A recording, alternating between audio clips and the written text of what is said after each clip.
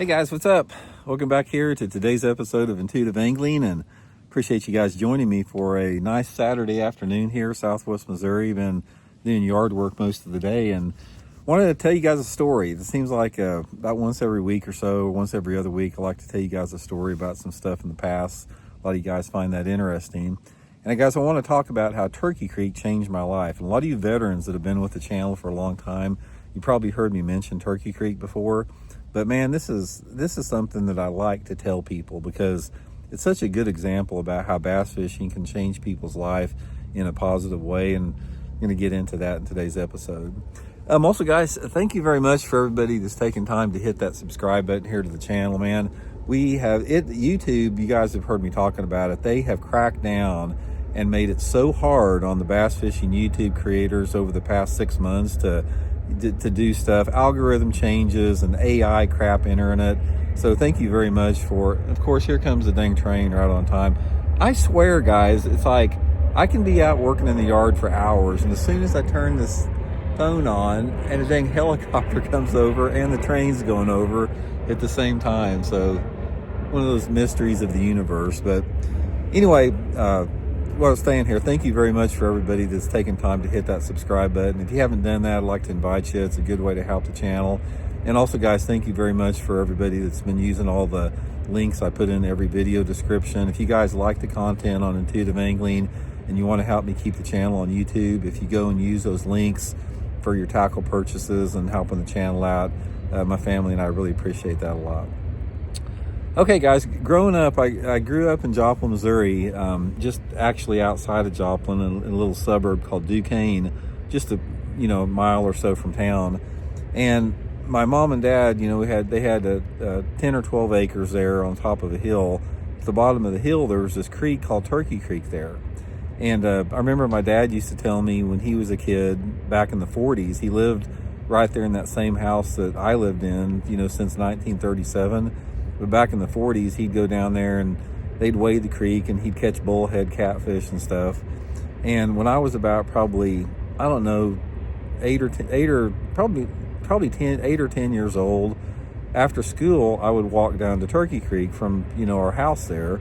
And I would just wade the creek and check it out and everything. And when I first started out, I just look at minnows in the water and I'd turn over rocks for crawdads and, it was cool. I mean, it was just cool being out in nature and seeing stuff for the first time, like minnows and crawdads and, see a snake down the bank once in a while and some wildlife. Absolutely loved it. So as I got older, I started fishing it once I, learned how to fish a little bit. And the first thing that I used on Turkey Creek there was a 2.5 inch Rapala minnow. And after school, I would wade the creek. Like one day I'd wade a 1/4 mile up the creek, and the next day I'd wade a 1/4 mile down the creek.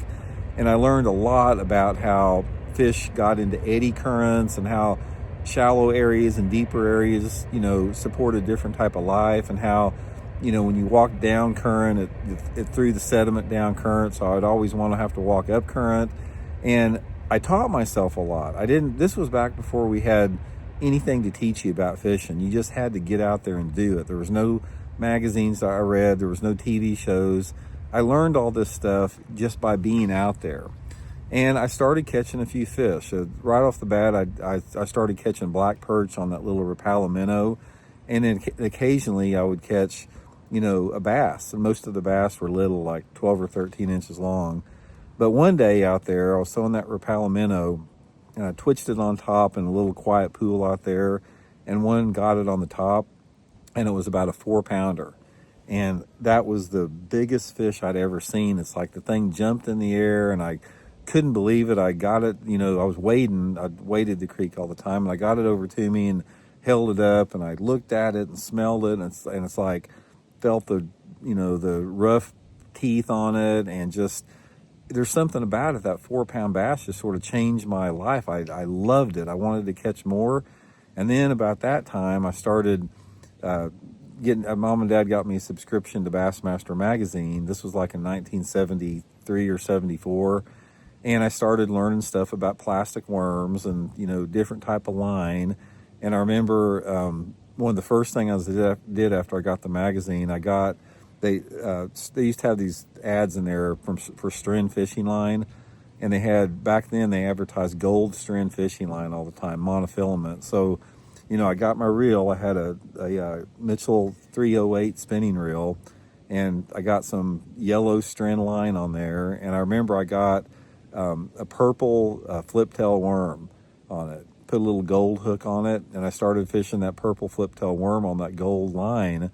And I figured out that if I could find like a root wad in the water, like where the water was washed out under this root wad, there would be fish laying around that root wad. And so I'd sneak up to these root wads, and I'd see it in front of me, and I'd throw that flip tail worm over there and let the current drift it down into the root wad, and I'd see my line moving out. And I remember the first fish I ever caught with a plastic worm was on that flip tail worm, next to a root wad, seeing that gold Stren line move out. The water was gin clear, so it's like you could see everything, like the line going into the water.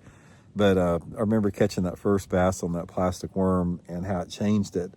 And I did this for probably 3 or 4 years before I started branching out to sneaking in farm ponds. There were some people that had farm ponds, close to our house, and I'd sneak out of the house at night and walk in there and sneak in and fish their farm ponds at night. So after that, I didn't, fish Turkey Creek so much. But I remember and after that, in the years following that, I'd fish it occasionally, but not like I did when I was a kid. But one of the things that really, one of the saddest things that I ever experienced is about 3 or 4 years ago, I was down there, and I hadn't fished the creek I hadn't probably waded the creek in 30 years. Been forever, So I said, man, I'm just going to relive my childhood days and go down there. And so I started wading it. And guys, it just disgusted me. Some freaking stupid developer bought the property right next to the creek there. It used to be just like, a big pasture field full of wildlife, and they put a housing development in there. And then, they had bulldozed right down to the creek, so it had eroded a lot of the banks down, and all the pools were gone. It's like, all those deep pools that were in the creek a little bit, all the erosion and everything had caused all the sediment and gravel to be washed down, and there wasn't any gravel, there wasn't any deep holes for the fish anymore. And I waded all the stretches that I normally fished, never caught a fish in there. And there was probably polluted a little bit. There's a roofing company named Tamco down in Joplin that puts all type of crap in the creek. So the creek got, it just got freaking screwed up, from man. Freaking man destroys everything they touch. Man's a bunch of greedy, ignorant bastards when it comes to taking care of our environment. And that creek that was like so special to me got run by freaking developers and companies, and just disgusting, man. It just really pisses me off a lot. But anyway, the point of what I was saying, guys, is if you got some kids, or some people that are young or whatever, even if you're not, man, one of the most therapeutic things that you can do in fishing is wade a creek. Turkey Creek wasn't the only creek that I waded. There was a lot of creeks in the area here that were better, and they were bigger creeks, deeper water. And I spent years, even when I was a teenager, wading creeks. And you can learn so much about bass in creeks. You can learn about their behavior and their movements, especially how current affects them and the areas they get in with current. You can learn about the whole food cycle and the biology of a body of water by wading creeks. So if you haven't done it, guys, let me give you guys one freaking cool thing. Find a good creek around your area, something that's got some decent water depth and is not polluted by everything. Take a day and get out there and just wade that creek. Get you a little Ned rig or something, or a little Rapalomino. Put your pair of tennis shoes on and some shorts, and just go off and start wading the thing. It is some of the most relaxing, down-to-earth fishing you'll ever have, and it really molded me into the angler that I am today. So anyway, guys, hope it helps out. I appreciate you tuning in. We'll talk later.